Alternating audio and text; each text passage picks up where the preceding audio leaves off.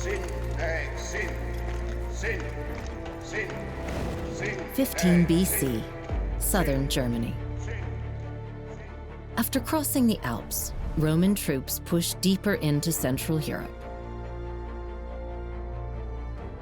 They are venturing into the lands controlled by their old enemy, the fearless Celts.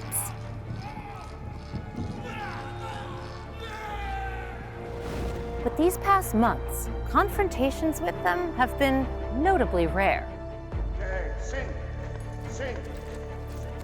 Not because the Celts have lost any of their ferocity, but because settlements they've passed on their march north are now empty, abandoned. But where have they gone?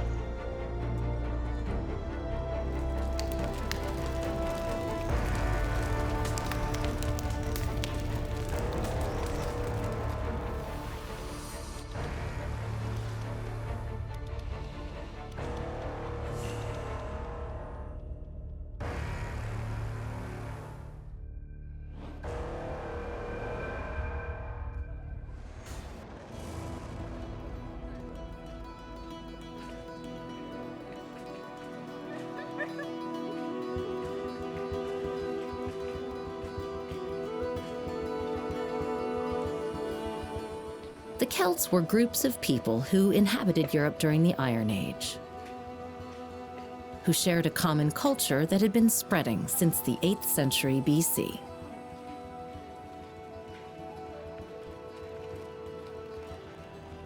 Initially, their culture expanded thanks to long-distance routes like the Amber Road, along which they traded iron, amber, and salt, both amongst themselves and with other ancient peoples.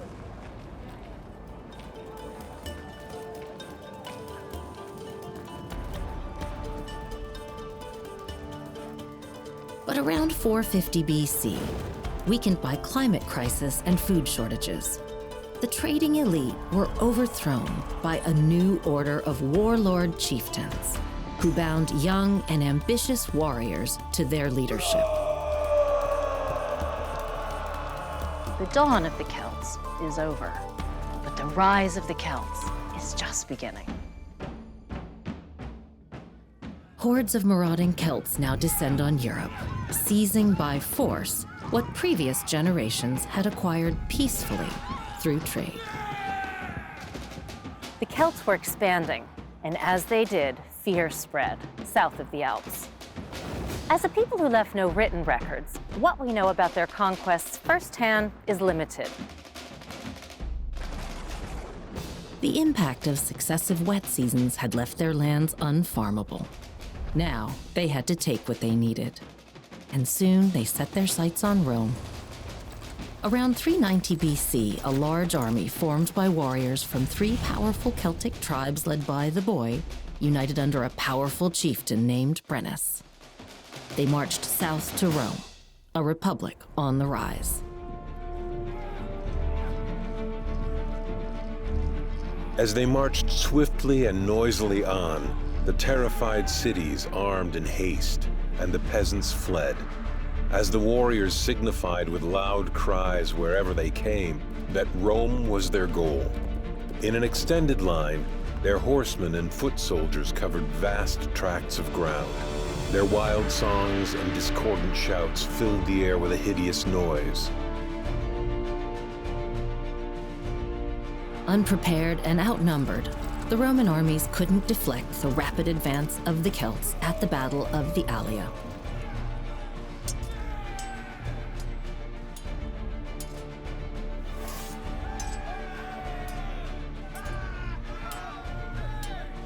Those who survived the attack fled the battlefield, leaving their city to the mercy of the invaders.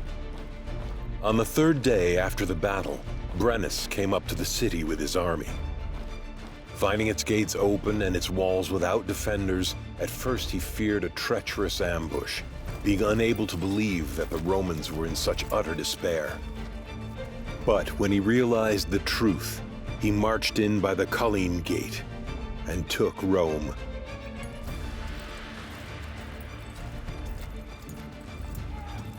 A few Romans did remain to successfully defend the Capitoline Hill, while the Celts surrounded them and pillaged the rest of the city for months. Exhausted, they negotiated a truce. Brennus agreed to withdraw once a ransom had been paid. It was one of the few times Rome was ever attacked and defeated on the battlefield, and this humiliation was never to be forgotten.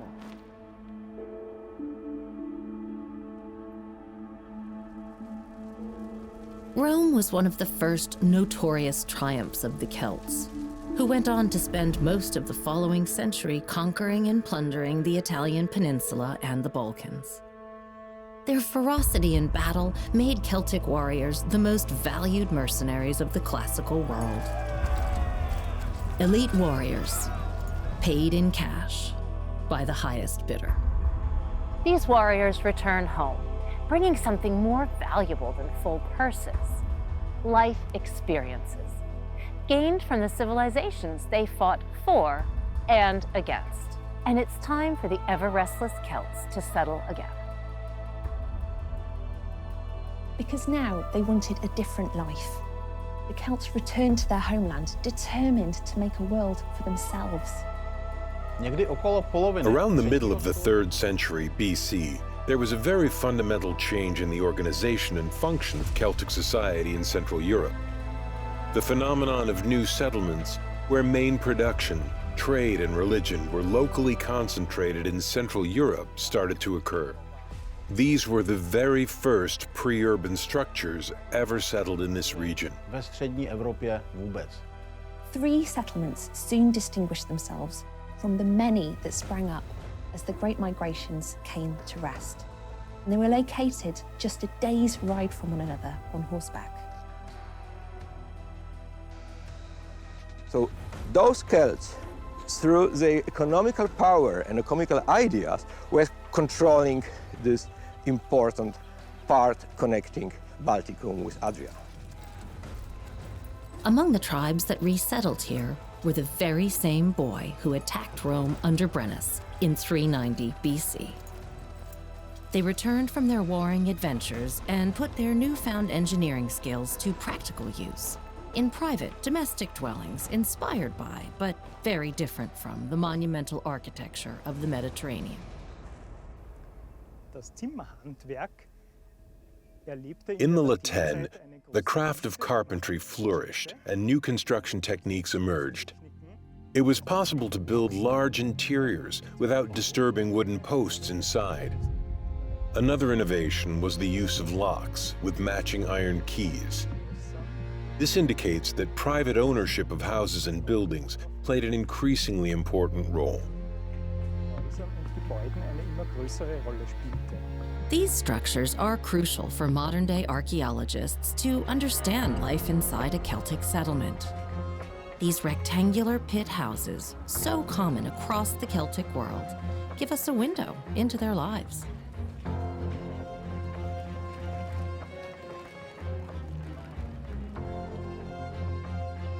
They're simple huts, dug about a meter into the ground and built on a rectangular floor plan with walls and a roof above. They're very common, identified by magnetic surveying or aerial photography, so we have plenty of evidence for it. The pit houses are particularly valuable archaeological archives because the ground inside them has been preserved. This makes it possible to look for traces of activities. Using chemical samples, we can analyze micro-waste and thus determine what went on in these buildings. For example, we were able to determine that animals such as sheep, goats, and cattle were kept in some pit houses. Inside other pit houses, we found bronze casting drops, which indicate that metal was processed and cast in them. Other houses were used as potters' workshops or blacksmiths' workshops. So the pit houses offer ideal conditions for reconstructing the activities of the people at that time. We find a whole abundance of special finds which indicate and give us clear insight into certain aspects of everyday Celtic life. For example, leadways point to a regulated commercial trade at the site. And also other finds, very special finds, like a golden tree, a small golden tree, show us that there was a vivid religious life. Sacred areas were dispersed across the settlement, where people would meet for feasts and religious celebrations. But what did Celtic spiritual life look like in the 3rd and 2nd centuries BC?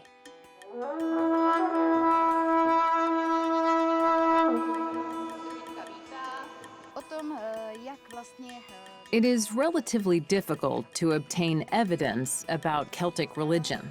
Nowadays, many books on Celtic myths, religion, and rituals can be found, but very often they consist of modern interpretations. Religious artifacts and contemporary descriptions of Celtic deities combine to provide valuable insight into Celtic rituals and the needs and fears that inspired them. Here, we have a statue of a Celtic god who is likened to a wild boar. The boar is a traditional Celtic power animal representing the attributes of strength, militancy, power, and fertility. As they like to say, such a wild boar. We have the Celtic goddess Epona, who is very often depicted riding on or surrounded by horses. We also have the goddess Secvan from France, who ruled the area around the sources of the River Seine. It was believed that Secvan ensured the health and healing of the local people. The people made wooden models of various organs or hands and feet. They wanted Secvan to heal. They would offer these sacrifices to her springs. The archaeology proves it all out. Also, religion played a major role in this establishment because it was a meeting point for the occupation and the population of the hinterland for feasting and religious ceremonies. We postulate the hypothetical form of Celtic holidays by drawing from various folk traditions. We celebrate 8 of those holidays based on the movement of the sun. Those holidays coincide with actual solstices and equinoxes. Among them are the so-called quarter days. Samhain, the Celtic New Year in early November. Imbolc, the holiday that marks the beginning of spring. Beltane, or May Day as it's known now, marking the beginning of summer and symbolizing fertility. Lunasa, the harvest festival, even today a celebration of the joy of abundance. As the archaeology clearly shows, the Celts' beliefs were embedded in the cycle of nature and riddled with superstition.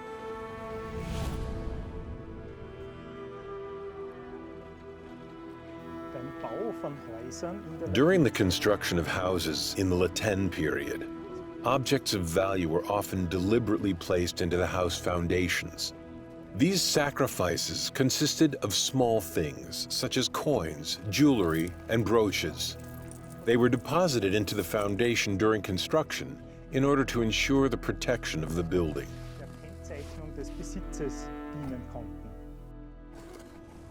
While in the grounds of other houses, a tragic reminder of the harsh realities of life over 2,000 years ago.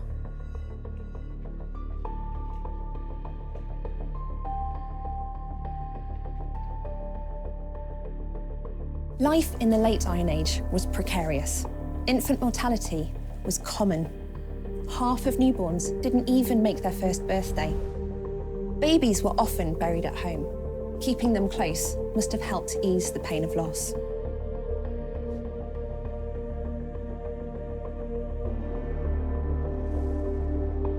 Today, ancient Celtic sacrifices constantly resurface as discoveries of ancient treasure.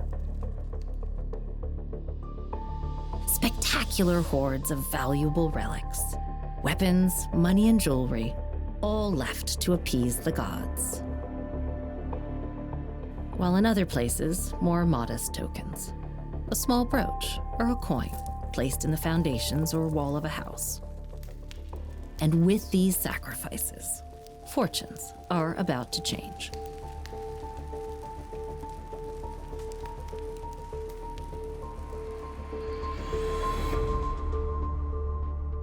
And every Celt will be appealing to the gods for their help. But what could go wrong? The Celts are establishing a proto-state, claiming their ancestral land. They are back where they belong, creating the first signs of a settled state with shared architecture, faith, and currency. Their communities are thriving once again. And above all, they feel safe in this new homeland. So one of the still unanswered and not solved issues of this economical zone of Amber Road is the question of safety or security of it. We don't have any traces of ramparts, walls, or any other protective structures. So we can assume that those settlers here, building this huge settlement, were not scared. They don't have to defend themselves.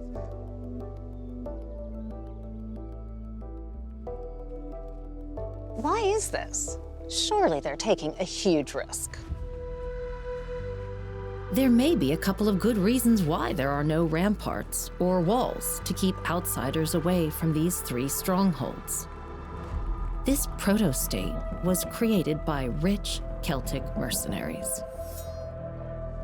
Battle-hardened and with a well-earned reputation, open settlements could have been seen as an invitation to fight. But to trade is to be open. So equally, it could have been seen as an invitation to come inside and exchange goods. This was a new era for the Celts, a return to their origins as skilled traders. No doubt our tri-city proto-state was thriving through trade. Not only from amber, but also local products such as glass, wine, and, being Celts, iron.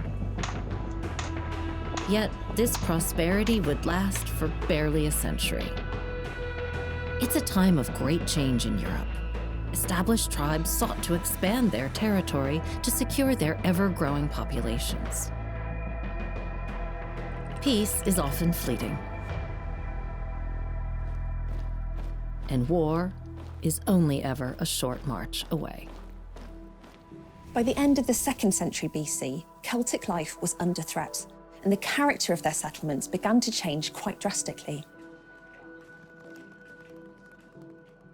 And the archaeological material, we can observe moving from open lowland settlements, not defensed, to hilltop settlements, defense with ramparts. Opida, walled towns built high on hills for easy defense. The world is changing fast. Gone are the small villages and towns, and soon to go are the large open trading cities where our Celts thrived. Opida are on the rise now, and in a very short time, dozens of them appear all over Europe. Safety in numbers, and behind walls. Standing here on the actual site of one of these oppida and seeing how massive the structure still is even today. It would have been several meters taller even than it still is today. And this outer defensive ditch is still so big. It really gives you the sense of how impressive this structure would have been back in the day. What is driving this abandonment of open, peaceful city living? For walled towns located far above the fertile plains of the Danube. Well, a new and fearsome enemy threatens. A marauding Germanic people outgrowing their own homeland in present-day Denmark. The Cimbri.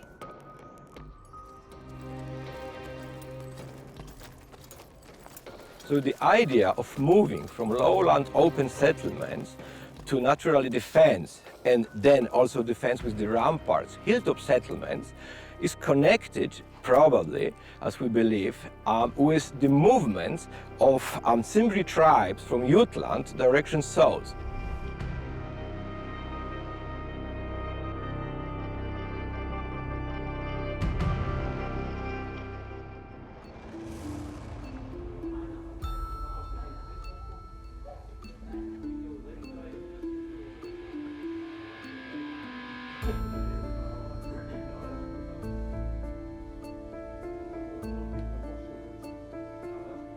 The phenomenon of moving from raiding routes along roads and rivers into fortified settlements was not limited to the Amber Road.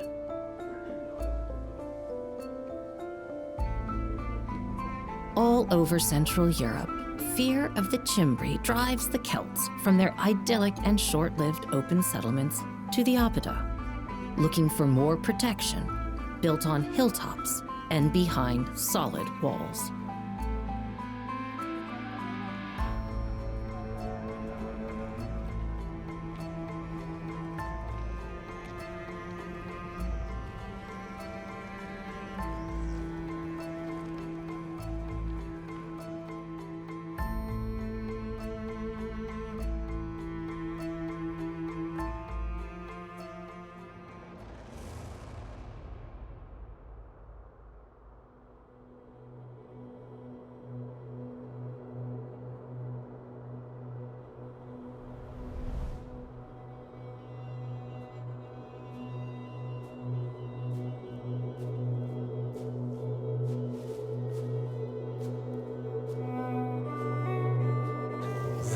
Behind us on the right, we can see the terrace, which was a rampart fortification that stretched to the left along the entire fort.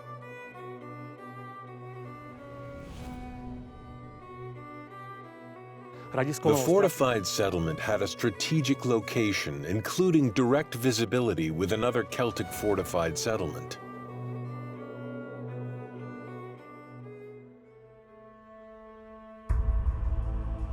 For decades, historians believed that the impressive scale and workmanship of the oppida represent the peak of Celtic civilization in Central Europe. But recent archaeology has now led us to conclude that it was, in fact, the beginning of its end. Progressively, over the first half of the 1st century BC, oppida across Europe were abandoned nearly as fast as they were established. Greek geographer Strabo would even name some of the areas previously occupied by this Celtic tribe the Desert of the Boy.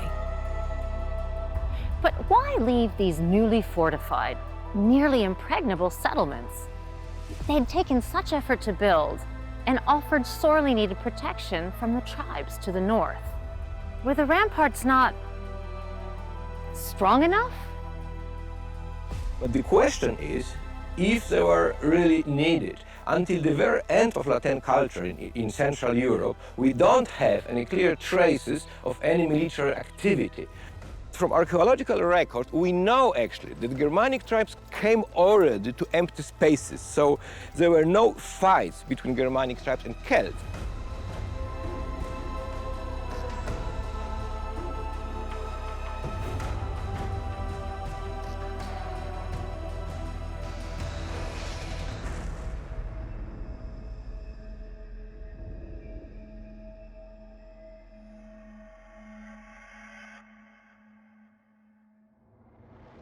This raises an interesting question.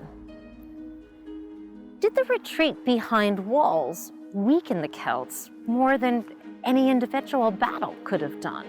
Were the continued incursions of the Cimbri actually a consequence of an already weakened Celtic world, rather than the cause of it?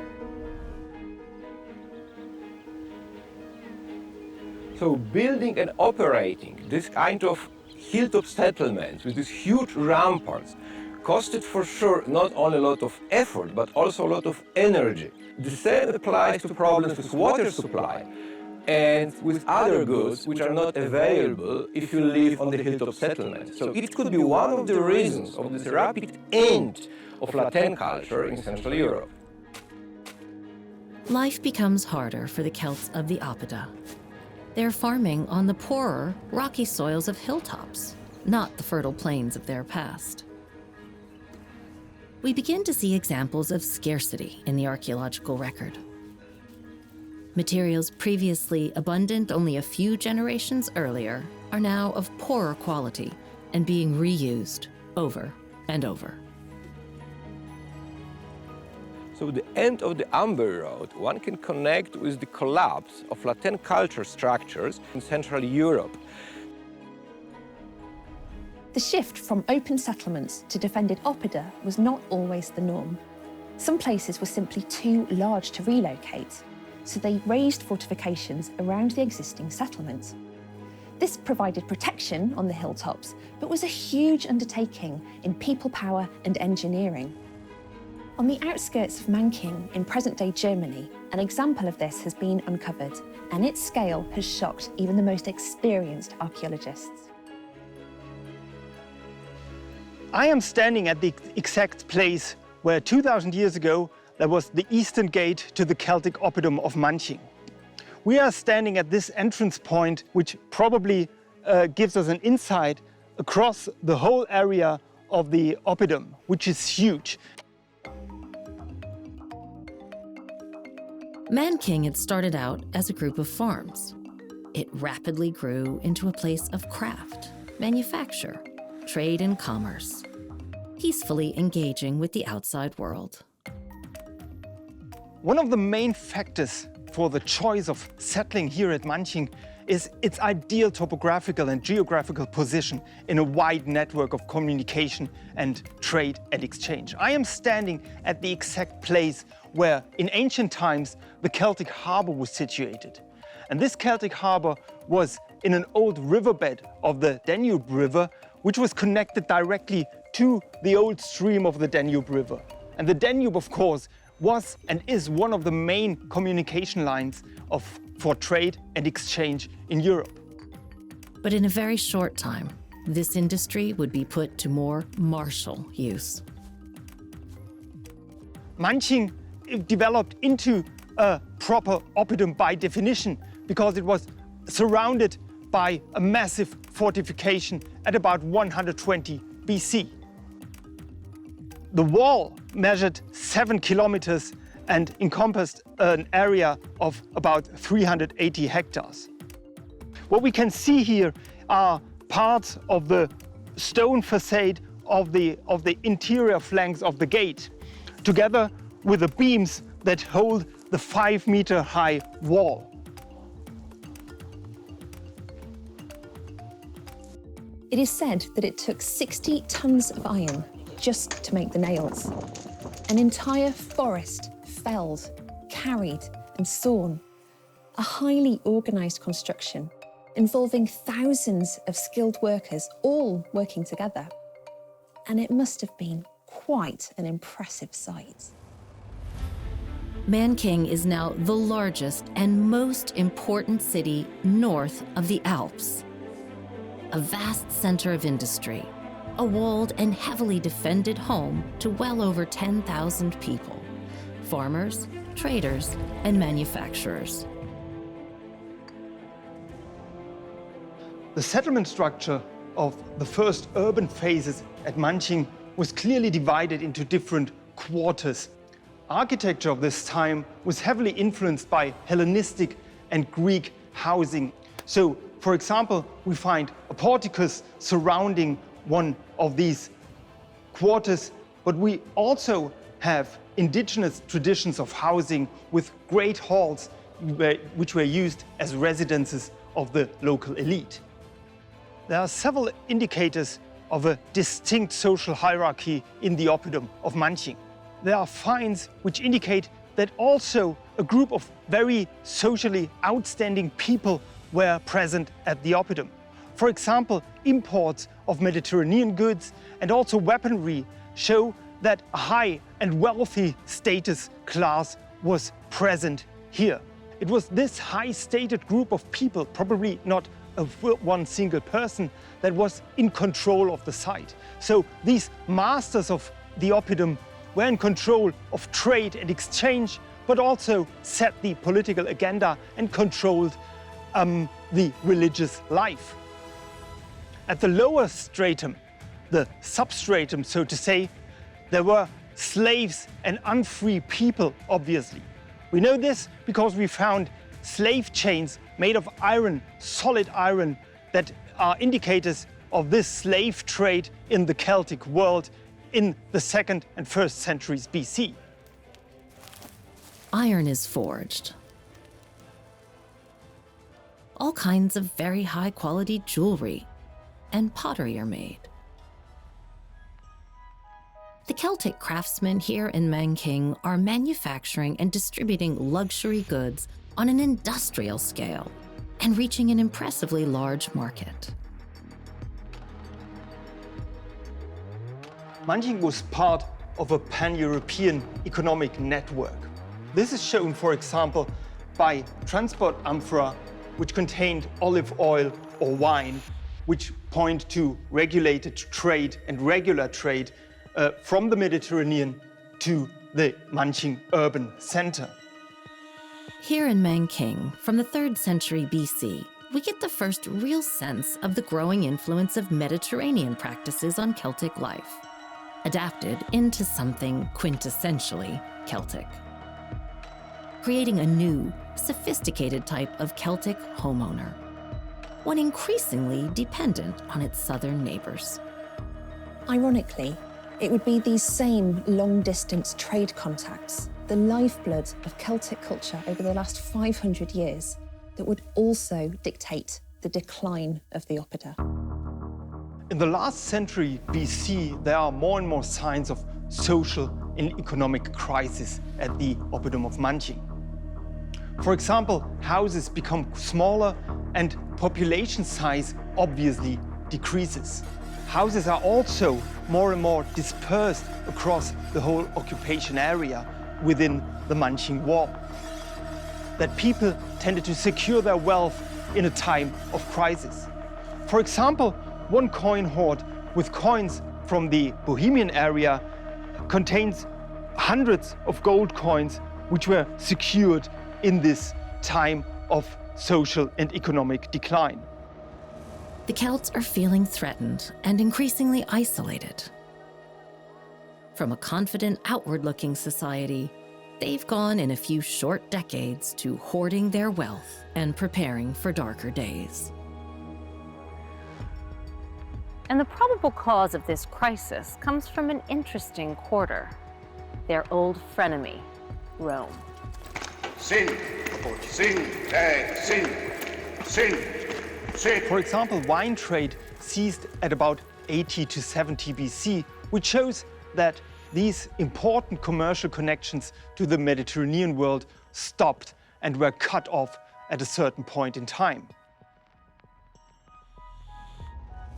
By this time, the whole Mediterranean was under the control of one of history's greatest superpowers, the Romans. Unlike the Celts, Rome had written history, and it included the ransacking of Rome by marauding Celts 3 centuries before. And now they're back and seeking revenge. After Rome ceased trade with the Celts, a series of campaigns led by Julius Caesar in the mid-1st century BC came to be known as the Gallic Wars. These would culminate in the famous Battle of Alesia, where a confederation of Celtic tribes united under the leadership of legendary chieftain Vercingetorix. According to Caesar himself, more than 80,000 Celts with 15,000 cavalry held their position inside the large local oppidum, while the Romans set siege, building trenches and fortifications around the plateau. This is a fight between an ancient Iron Age culture and a more modern Rome. And what's at stake is not just the Celts' freedom, an entire way of life, the very future of Europe. A shout being raised by both sides, it was succeeded by a general shout along the ramparts and the whole line of fortifications. Laying aside their javelins, our troops carry on the engagement with their swords. The cavalry is suddenly seen to the rear of the Gauls. The other cohorts advance rapidly. The enemy turns their backs. The cavalry intercept them in their flight, and a great slaughter ensues.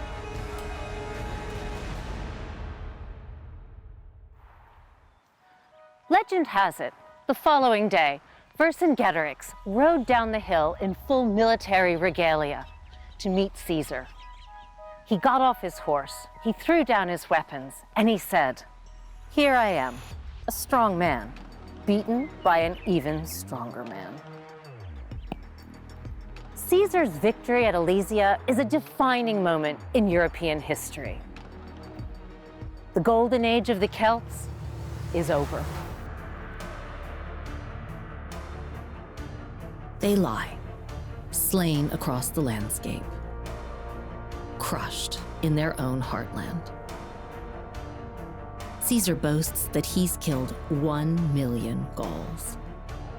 Today, we would call this ethnic cleansing or genocide. After the Battle of Alesia in 52 BC, Caesar turns east, setting out to exterminate the entire Celtic culture. But much to Rome's surprise, it turns out that their victory in Gaul reverberated far further east. Around the middle of the 1st century BC, the former town of Manching was completely abandoned. Around 50 years later, at the turn of the millennia, the Romans occupied the country but didn't find anything more than the remains of the wall, as it is still visible today. This is why they called the area Vallatum, the wall. Each oppidum that the Romans encounter on their march east is abandoned. Without the profitable trade spanning the Baltic and Mediterranean, the Celtic way of life is threatened. And aggravated by harsh conditions within these new fortified settlements and living in constant fear of attack, the Celtic tribes decide to abandon their oppida. But there were interesting exceptions.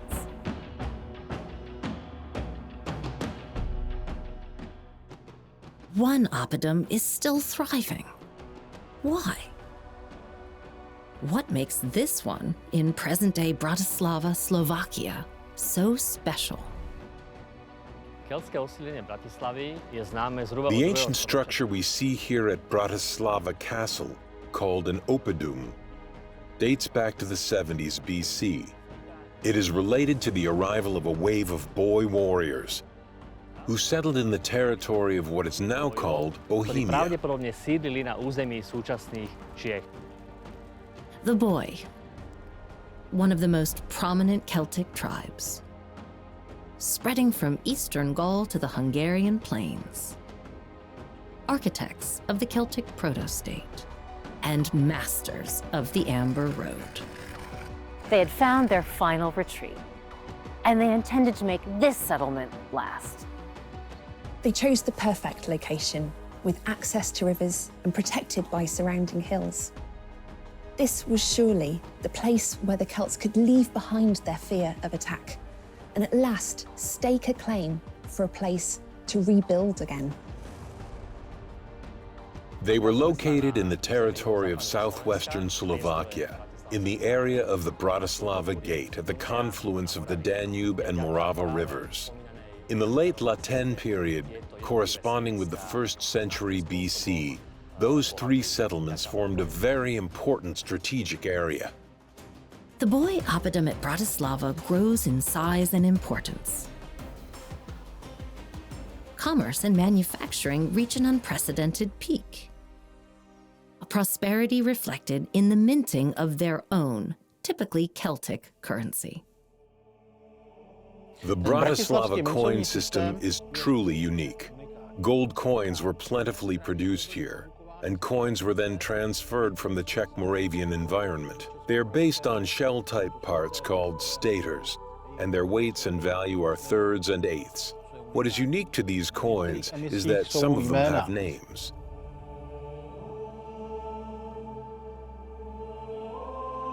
More than a dozen names appear, but one in particular stands out, that of Beatic.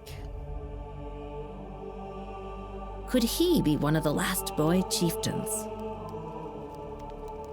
Is he the last Celtic chieftain standing?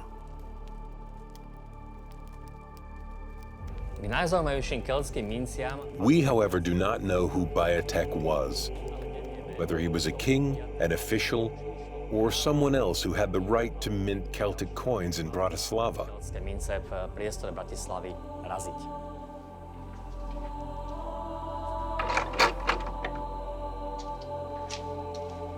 Trade in ideas and goods with other peoples was something that the Celts did naturally and from their very first days.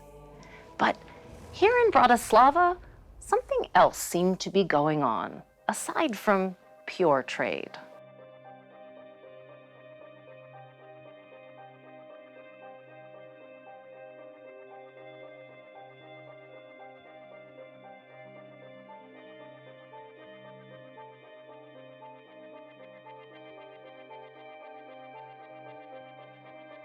These are ruins of a noble house, its architecture and style far removed from the Celtic tradition.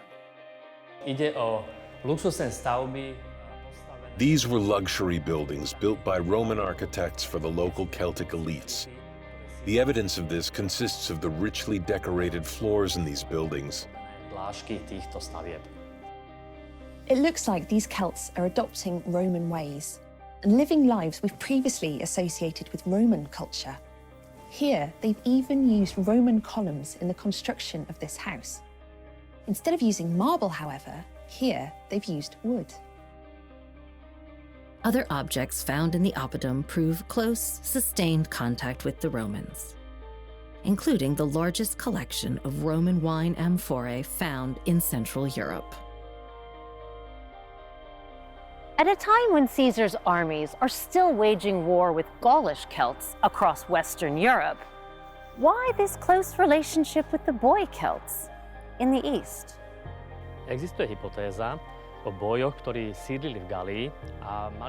There is a hypothesis about the boy, who lived in Gaul and had a relationship with Julius Caesar during his conquest of Gaul.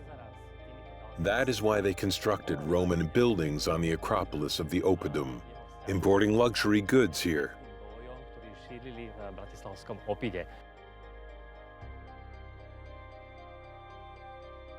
Did the boy broker a secret deal with Caesar?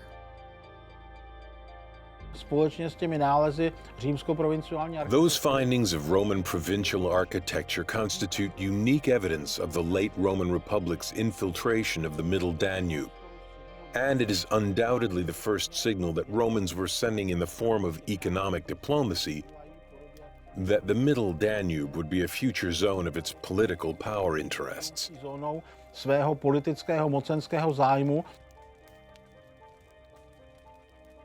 Thanks to their relationship with Caesar and a desire to work with the Roman Republic, the boy Celts in the Bratislava oppidum prospered during a time when other Celtic tribes in Central Europe were knee-deep in economic crisis. Ever practical, the boy have adopted to the realpolitik and struck a deal with their old enemy.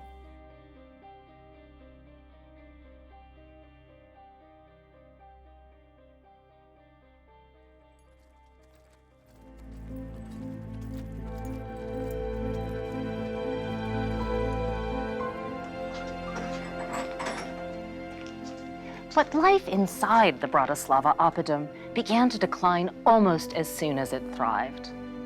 Archaeological data doesn't give us precise dates, but from what we do know, it looks like this economic prosperity lasted for maybe a generation or two, at most. Bratislava disappears shrouded by dramatic circumstances, which seem to be related to war events. The evidence supporting this idea comes from the relentless burial of human beings in the area of the Bratislava town. One of these catastrophic events is probably related to the so-called Boy Desert, about which the ancient historian Strabo writes. And this is a consequence of the warring conflict between the Dacians and the local Celts and their allies. And we have written records describing fights of Dacians with Celts, but actually we don't know in what condition Celts were at the time, but they lost. It's also quite possible that the Latin culture collapsed from itself because this movement to hilltop settlements definitely changed economical situation of Latin culture. As in Manching, the oppidum of Bratislava was ultimately abandoned. The boy, that very same Celtic people who had forged a legacy in the Iron Age, spread throughout Europe and changed from warriors to peaceful traders, would meet the same fate as many other tribes. The collapse of the Celts remains as mysterious as its origins. Yet the most logical explanation may be the simplest.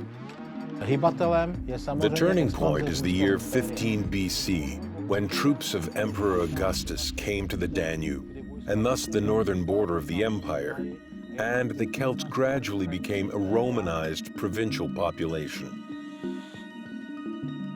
They've become Romans in all but name. It's only a matter of time now before the Celts take their final bow as a distinct people on the world stage. After spreading their unique and spectacular culture all across Europe and beyond, surviving climate disaster and social crisis,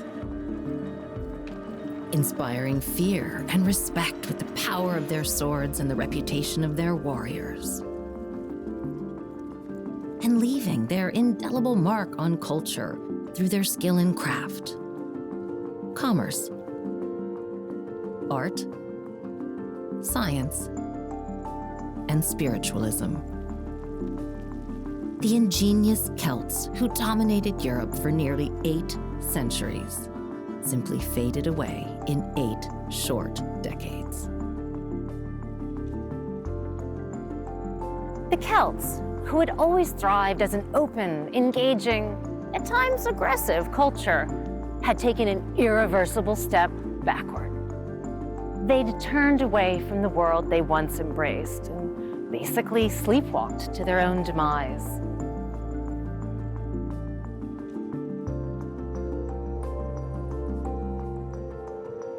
Yet the legacies of these masters of the Iron Age forged modern-day languages, even whole national identities. And their priceless material legacy has helped us to tell what is one of the greatest ever stories left untold.